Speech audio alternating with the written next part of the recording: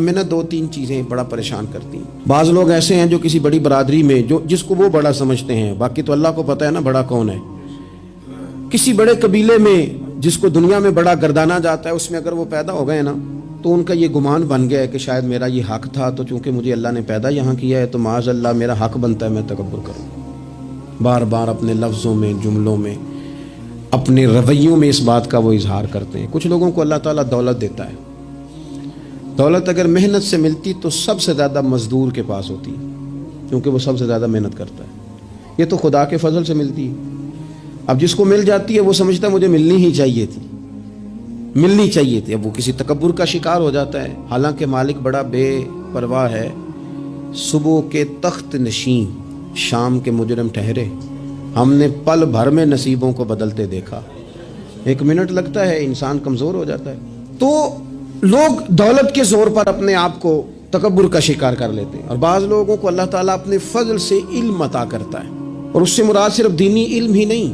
اگر کسی کے پاس کوئی دنیاوی ڈگری ہے، دنیاوی، میں بڑے ادب سے عرض کروں گا، میں بڑے زمانے سے کچھ نہیں تو مجھے 20 سال ہو گئے ڈاکٹروں کا چکر لگاتے۔ والد صاحب بیمار تھے، والدہ بیمار تھیں، خود جانا پڑا، کبھی بچوں کو لے کے جانا پڑا۔ میں نے لہجوں میں بعض جگہ پہ غرور دیکھا، لہجوں میں، یعنی ڈاکٹر کے 2 میٹھے بول نہ بندے کی طبیعت ٹھیک کر دیتے ہیں، لیکن وہ اس کے لہجے میں، اب چونکہ وہ ڈاکٹر ہے، علم اس کا نام ہے کہ دوسروں کو جاہل سمجھا جائے، علم اس کا نام ہے کہ آپ کو شعور ہی نہ آئے۔ علم تو آگہی سکھاتا ہے۔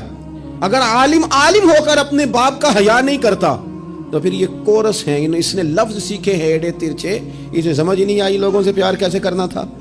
آپ کی چیزیں آپ کے اندر روشنی پیدا کریں، آپ کا شعور آپ کو تازہ کرے۔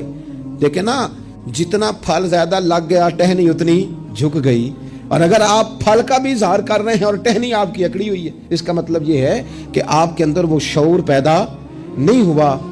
حضرت عبداللہ بن عمر رضی اللہ تعالیٰ عنہ اور حضرت عبداللہ بن عمر دونوں بیٹھے تھے۔ عبداللہ بن عمر اٹھ کے چلے گئے تو عبداللہ بن عمر نے رونا شروع کر دیا، دیر تک روتے رہے۔ اللہ کرے کسی کو کوئی ایسا یار ملے جسے مل کے بندہ روئے۔ وہ چلے گئے اور انہوں نے رونا شروع کر دیا، روتے جا رہے ہیں۔ بچوں نے کہا کیوں روتے ہو؟ کہنے لگے یار وہ عجیب بات بتا گیا ہے۔ وہ کہتا میں نے حضور علیہ السلام سے خود سنا ہے کہ جس کے دل میں رائی کے دانے کے برابر تکبر ہو جنت میں نہیں جائے گا۔ روتا ہوں، انسان ہوں، کبھی کوئی بات ہو ہی جاتی ہے، کبھی کوئی پریشانی ہو ہی جاتی ہے، پھر اپنے ارد گرد والوں سے کہنے لگے دعا کرو رب عاجزی کی توفیق دے دے، اللہ بڑے بول سے بچا لے۔